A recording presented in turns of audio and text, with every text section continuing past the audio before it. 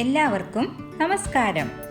ഞാനിന്ന് red velvet കേക്കിൻ്റെ റെസിപ്പിയുമായാണ് വന്നിരിക്കുന്നത്. അത് നമ്മൾ ഇന്ന് ഗോതമ്പ് പൊടി വെച്ചാണ് ചെയ്യുന്നത്. അതിനായി ഞാൻ ഒരു 100 ഗ്രാം ഗോതമ്പ് പൊടിയാണ് എടുത്തു വെച്ചിരിക്കുന്നത്. ഗോതമ്പ് പൊടി നമുക്ക് നന്നായി ഒന്ന് അരിച്ചെടുക്കേണ്ടതുണ്ട്. 2-3 വട്ടം അരിച്ചെങ്കിൽ മാത്രമാണ് കേക്കിന് നല്ല സോഫ്റ്റ് കിട്ടുള്ളൂ. അതുകൊണ്ട് നമുക്കിത് നന്നായിട്ട് കട്ടയൊന്നും ഇല്ലാതെ അരിച്ചെടുക്കാം. ഞാൻ ഈ ഗോതമ്പ് പൊടിയിൽ 1 ടേബിൾ സ്പൂൺ മൈദ കൂടെ ആഡ് ചെയ്തിട്ടുണ്ട്. അതായത് ഈ 100 ഗ്രാം ഗോതമ്പ് പൊടിയിൽ നിന്ന് 1 ടേബിൾ സ്പൂൺ ഗോതമ്പ് പൊടി മാറ്റിയിട്ട് അതിന് പകരം 1 ടേബിൾ സ്പൂൺ മൈദ ആഡ് ചെയ്തിട്ടുണ്ട്.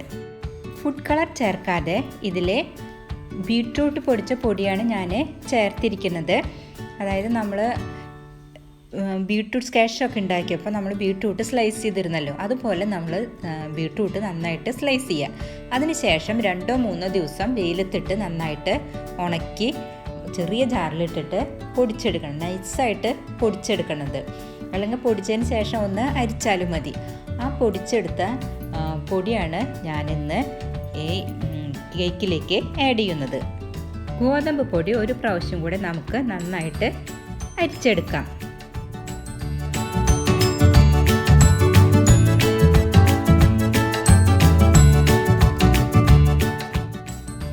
അരിച്ചു വെച്ച ഗോതമ്പ് പൊടിയിലേക്ക് 2 ടേബിൾ സ്പൂൺ ബീട്രൂട്ട് പൊടി ചേർത്ത് ഒന്ന് അരിച്ചു വയ്ക്കാം.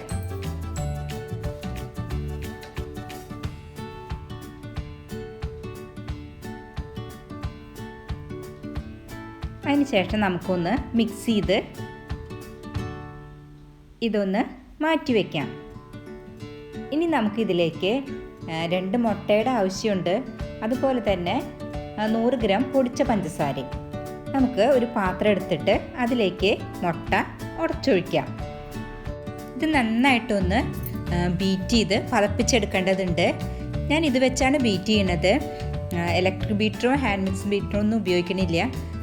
നന്നായിട്ട് തന്നെ നമ്മൾ ഇത് പതഞ്ഞിരിക്കണം. അതുപോലെ ബ്ലാക്ക് ഫോറസ്റ്റ് കേക്ക് ഞാൻ ഉണ്ടാക്കിയപ്പോൾ പലരും എൻ്റെ അടുത്ത് പറഞ്ഞിരുന്നു അവരുടെ അടുത്ത് ഇങ്ങനെ ബീറ്ററോ ഹാൻഡ് മിക്സോ ഒന്നും ഇല്ലെന്ന്. അതുകൊണ്ടാണ് ഞാനിന്ന് ഇത് വെച്ച് കാണിക്കുന്നത്. ഇതിപ്പോൾ പതഞ്ഞ് റെഡി ആയിട്ടുണ്ട്. നമുക്കിതിലേക്ക് പൊടിച്ചു വെച്ച പഞ്ചസാര 100 ഗ്രാം ആഡ് ചെയ്യാം.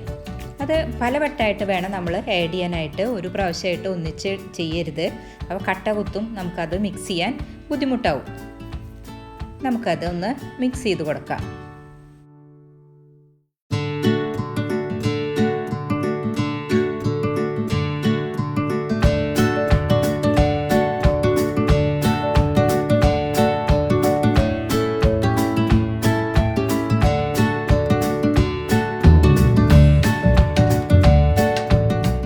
ഇത് കറക്റ്റായിട്ടുണ്ട്.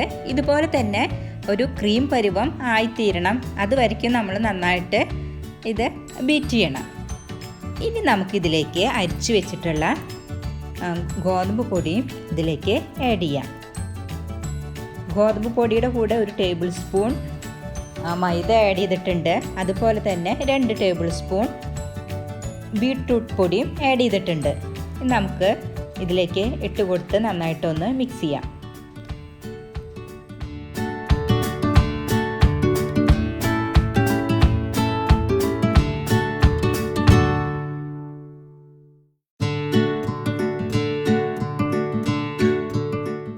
ഇതിലേക്ക് 1 നുള്ള് ഉപ്പ് ആഡ് ചെയ്യാം.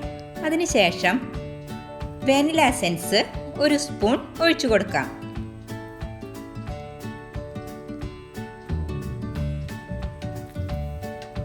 ഇനി നമുക്കിതിലേക്ക്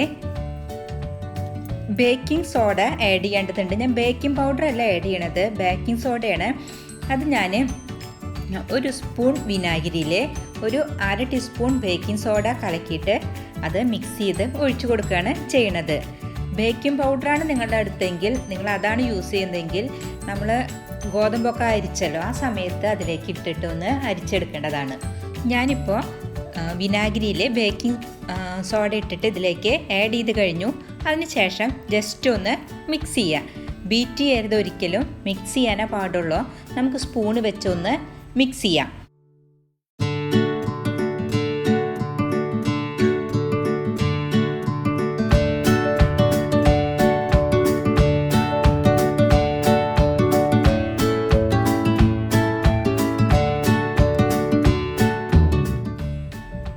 മിക്സ് ചെയ്തപ്പോൾ എനിക്ക് കുറച്ച് കളർ കുറവ് തോന്നി. ഞാൻ അതുകൊണ്ട് ഒരു ടേബിൾ സ്പൂൺ കൂടെ ബീട്രൂട്ട് പൊടി ഇതിലേക്ക് ആഡ് ചെയ്തു. ബ്ലാക്ക് ഫോറസ്റ്റ് കേക്ക് ചെയ്ത് നോക്കിയിട്ട് എൻ്റെ അടുത്ത് പലരും പറഞ്ഞിരുന്നു, വെള്ളം കുറഞ്ഞു ചേച്ചി, ഞങ്ങൾ എന്ത് ചെയ്യണമെന്ന്. നമുക്ക് ആ സമയത്ത് അതിലേക്ക് ആവശ്യാനുസരണം പാൽ ആഡ് ചെയ്തൊന്ന് മിക്സ് ചെയ്ത് കൊടുത്താൽ മതി. നമ്മൾ പറയുന്ന അളവിലും കൂടുതൽ നിങ്ങൾ പൊടി എടുക്കുമ്പോഴാണ് അതിലേക്ക് ഇങ്ങനെയൊക്കെ പ്രശ്നങ്ങൾ വരുന്നത്. അതായത് 100 ഗ്രാം പൊടി എന്ന് പറയുമ്പോൾ ആ 100 ഗ്രാം മാത്രമേ എടുക്കാൻ പാടുള്ളൂ. ഞാൻ ഇതിലേക്ക് ഒരു ടേബിൾ സ്പൂൺ കൂടെ കൂടുതൽ പൊടി ആഡ് ചെയ്തിരുന്നു. അതുകൊണ്ടാണ് എനിക്കിപ്പോൾ വെള്ളം കുറവ് തോന്നിയത്. അത് കാരണം ഞാൻ നിങ്ങൾക്ക് കാണിച്ചു തരാൻ വേണ്ടിയിട്ട് ഇതിലേക്ക് പാൽ ആഡ് ചെയ്ത് മിക്സ് ചെയ്യാണ്. ഇനി നിങ്ങൾക്ക് വെള്ളം കൂടുതലാണ് തോന്നുന്നതെങ്കിൽ അതിനനുസരിച്ച് കോൺഫ്ലോറോ മൈദയോ ആഡ് ചെയ്യാം. ഇതിപ്പോൾ കറക്റ്റായിട്ടുണ്ട്. ഈ ഒരു കൺസിസ്റ്റൻസിയിൽ വേണം കേക്കിൻ്റെ ബാറ്റർ തയ്യാറാക്കാൻ. ഇത് നമുക്കിത് മാറ്റി വെച്ചതിന് ശേഷം ഒരു പാൻ എടുത്തിട്ട് അതിലേക്ക് സ്വല്പം എണ്ണ തടവി അതിലേക്ക് നമുക്ക് ഈ ബാറ്റർ ഒഴിക്കേണ്ട ആവശ്യമുണ്ട്. അതിനായിട്ട് ഞാൻ കുറച്ച് എണ്ണ തടവുകയാണ്. സ്വല്പം എണ്ണ മതി, അതുപോലെ അടിഭാഗത്ത് മാത്രം മതി, ചുറ്റും പറ്റേണ്ട ആവശ്യമില്ല. ഇനി നമുക്കിതിലേക്ക് നമ്മുടെ കേക്കിൻ്റെ ബാറ്റർ ഒഴിച്ചു കൊടുക്കാം.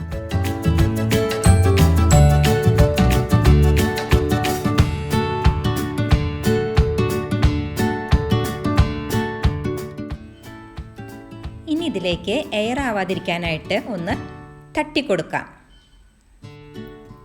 ഇനി ഇതൊന്ന് അടച്ചു വയ്ക്കാം. ഇനി നമുക്കിത് വേവിക്കാനായിട്ട് വെക്കേണ്ടതുണ്ട്. അതിനായിട്ട് ഗ്യാസ് കത്തിച്ച് ഞാൻ ഒരു ഇരുമ്പ് തട്ട് വെച്ചിട്ടുണ്ട്. ഫുൾ ഫ്ലെയിമിൽ വേണം ഇപ്പോൾ ഇടാനായിട്ട്. ഇനി നിങ്ങളുടെ അടുത്ത് അലുമിനിയം തട്ട് അല്ലെങ്കിൽ പഴയ നോൺ സ്റ്റിക്ക് പാൻ ഉള്ളതെങ്കിൽ അത് വെച്ചാലും മതി. നന്നായിട്ട് ഇത് ചൂടായിട്ടുണ്ട്. അതിലേക്ക് ഞാൻ ഈ കേക്കിൻ്റെ ബാറ്റർ വെച്ച് കൊടുക്കുകയാണ്. ഇത് കറക്റ്റായിട്ട് തന്നെ അടഞ്ഞിരിക്കണം, ഒരിക്കലും എയർ ഒന്നും കിടക്കരുത്. അതിനുശേഷം ഇതിൻ്റെ മേലേക്ക് ഞാനൊരു വെയിറ്റ് വയ്ക്കുകയാണ്. വെയിറ്റും അതേപോലെ കറക്റ്റായിട്ട് തന്നെ വെച്ചിരിക്കണം. ഇനി നമുക്ക് ഒരു 20-25 മിനിറ്റിനുള്ളിൽ കേക്ക് കറക്റ്റായിട്ട് കിട്ടും. എനിക്ക് പക്ഷേ ഒരു 25 മിനിറ്റ് വേണ്ടി വന്നു. ഗോതമ്പിലായതുകൊണ്ടാണെന്ന് തോന്നുന്നു. മൈദയിലാണെങ്കിൽ എനിക്ക് 20 മിനിറ്റ് വരാറുള്ളൂ.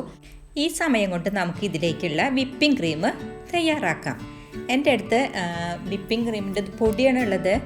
അത് വെച്ചിട്ട് എങ്ങനെയാണ് വിപ്പിംഗ് ക്രീം തയ്യാറാക്കുന്നതെന്ന് ഞാൻ കാണിച്ചു തരാം.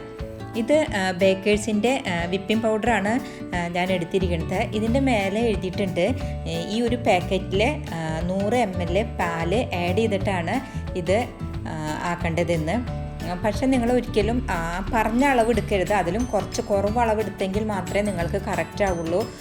100 ml ആണ് പറയുന്നതെങ്കിൽ അതിൽ ഒരു സ്പൂണോ അല്ലെങ്കിൽ ഒരു ടേബിൾ സ്പൂണോ കുറവ് എടുക്കാനോ പാടുള്ളൂ. അല്ലെങ്കിൽ 50 അല്ലെങ്കിൽ എങ്ങനെ എത്ര അളവാണ് പറയണത് അതിലും കുറച്ച് കുറവ് അളവെടുത്തതിന് ശേഷം മാത്രമേ മിക്സ് ചെയ്യാൻ പാടുള്ളൂ. നമുക്കിതെല്ലാം പൊട്ടിച്ചിട്ടതിന് ശേഷം ആവശ്യത്തിന് പാൽ ആഡ് ചെയ്ത് നന്നായിട്ട് ബീറ്റ് ചെയ്യാം.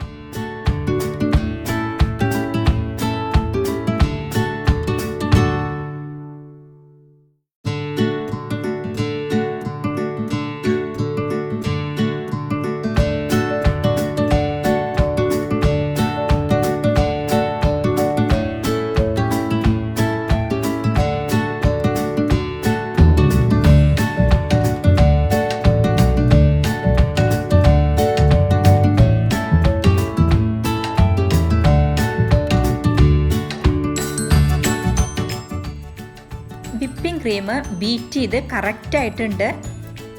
ഈ ഒരു കൺസിസ്റ്റൻസിയിൽ വേണം നിങ്ങളും ഇത് തയ്യാറാക്കാനായിട്ട്. ഇനി ഇത് നമുക്ക് തണുക്കാനായിട്ട് ഫ്രിഡ്ജിലേക്ക് മാറ്റാം. 25 മിനിറ്റായി. നമുക്ക് കേക്ക് ഒന്ന് തുറന്നു നോക്കാം. കേക്ക് പൊന്തി കറക്റ്റായി വന്നിട്ടുണ്ട്. നമുക്കതൊന്ന് കുത്തി നോക്കാം. ഇതുമ്മ പിടിക്കുകയാണെങ്കിൽ ഇത് വെന്തിട്ടില്ല. പക്ഷേ ഇതുമ്മ കണ്ടു ഒന്നും പിടിച്ചിട്ടില്ല. അപ്പോൾ കേക്കൊക്കെ വെന്ത് കറക്റ്റായിട്ടുണ്ട്. നല്ല മണമുണ്ട്. നമുക്കിനി ഇതൊന്ന് തണുക്കാനായിട്ട് വെക്കാം. അതിനുശേഷം നമുക്കിതൊരു സെർവിങ് ഡിഷിലേക്ക് മാറ്റാം.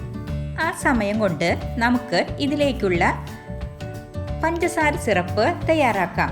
അതിനായി ഞാനിവിടെ ഒരു പാത്രത്തിലേക്ക് 1/4 ഗ്ലാസ് വെള്ളം ഒഴിച്ചിട്ടുണ്ട്. അതിലേക്ക് ഞാൻ 4 ടേബിൾ സ്പൂൺ പഞ്ചസാര ആഡ് ചെയ്യാണ്.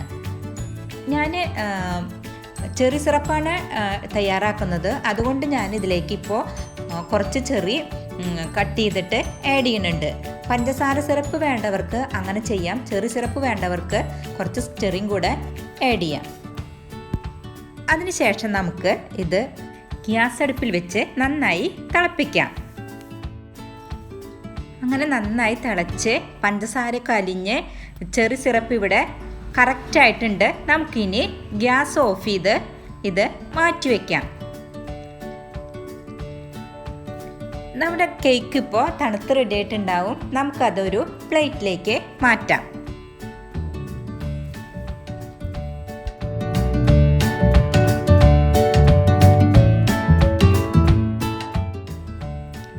ഇനി നമുക്ക് കേക്ക് ഒന്ന് അസംബിൾ ചെയ്യണം. അതിനായിട്ട് ഞാനൊരു ബൗൾ എടുത്ത് വെച്ചിട്ടുണ്ട്. അതിൻ്റെ മേലേക്ക് ഒരു സ്റ്റീലിൻ്റെ പ്ലേറ്റ് കമത്തി വെച്ചിട്ടുണ്ട്. ഇനി ഇത് വെച്ചാണ് ഈ പ്ലേറ്റിൽ വെച്ചാണ് ഞാൻ കേക്ക് അസംബിൾ ചെയ്യണത്. അതെങ്ങനെയാണെന്ന് ഞാൻ കാണിച്ചു തരാം. നമുക്ക് ഈ പ്ലേറ്റിലോട്ട് കുറച്ച് വിപ്പിംഗ് ക്രീം അപ്ലൈ ചെയ്യണം. കേക്ക് ഇതുമ്മ വയ്ക്കുമ്പോൾ വീണ് പോവാതിരിക്കാനായിട്ടാണ് ഞാനത് ചെയ്യണത്. വിപ്പിംഗ് ക്രീമിൽ കേക്ക് പറ്റി പിടിച്ച് ഇരുന്നോളും. ഇനി നമുക്ക് ചെയ്യേണ്ടത് അതിൻ്റെ മേലത്തെ കുറച്ച് ഭാഗം കട്ട് ചെയ്ത് മാറ്റണം. ഞാനത് കട്ട് ചെയ്ത് മാറ്റുകയാണ്.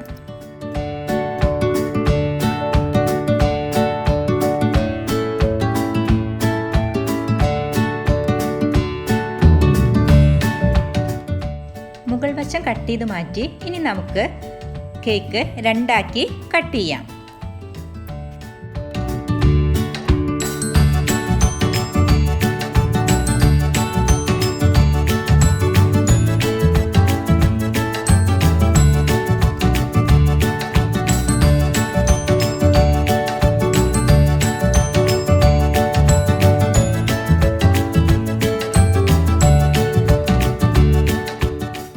കേക്ക് ഇപ്പോൾ 2 ഭാഗമാക്കി മാറ്റി.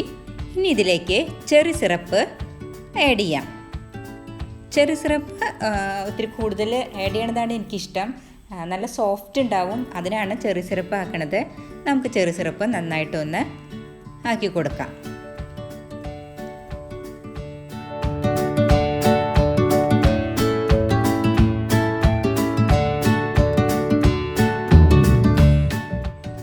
അതിനുശേഷം ഇതിലേക്ക് നമുക്ക് വിപ്പിംഗ് ക്രീം അപ്ലൈ ചെയ്യാം.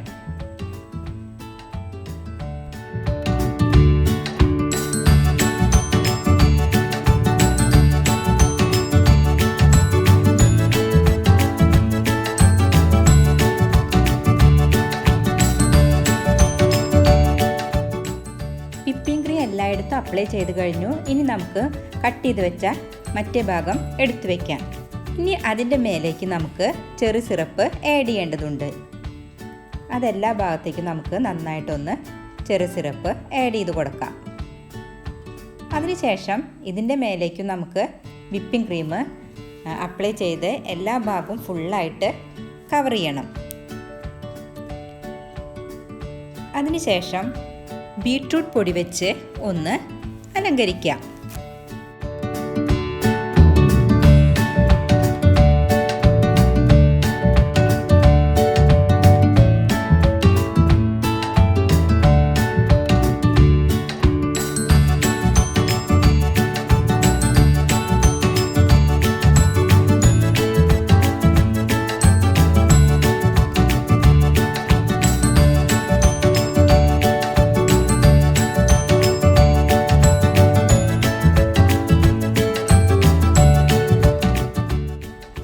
ഭംഗിക്കായി ഇതിലേക്ക് ഓരോ ചെറി പഴം വെച്ച് കൊടുക്കുകയാണ്.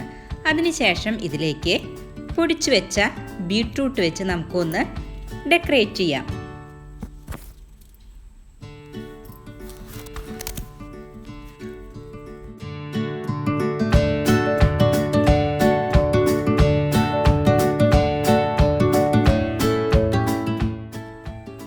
അങ്ങനെ വളരെ ടേസ്റ്റി ആയിട്ടുള്ള റെഡ് വെൽവെറ്റ് കേക്ക് ഇവിടെ റെഡി ആയിട്ടുണ്ട്. ഇതെല്ലാവർക്കും ഇഷ്ടപ്പെടും. എല്ലാവരും ട്രൈ ചെയ്യണം. ഇഷ്ടപ്പെടുകയാണെങ്കിൽ ലൈക്ക് ചെയ്യണം, സബ്സ്ക്രൈബ് ചെയ്യണം. നിങ്ങൾക്ക് ഇതുമായി ബന്ധപ്പെട്ട എല്ലാ അഭിപ്രായങ്ങൾക്കും നിർദ്ദേശങ്ങൾക്കും താഴെ കമൻറ്റ് ചെയ്യാവുന്നതാണ്. അല്ലെങ്കിൽ മെയിൽ ID യിലേക്ക് മെയിൽ ചെയ്താലും മതി. നന്ദി, നമസ്കാരം.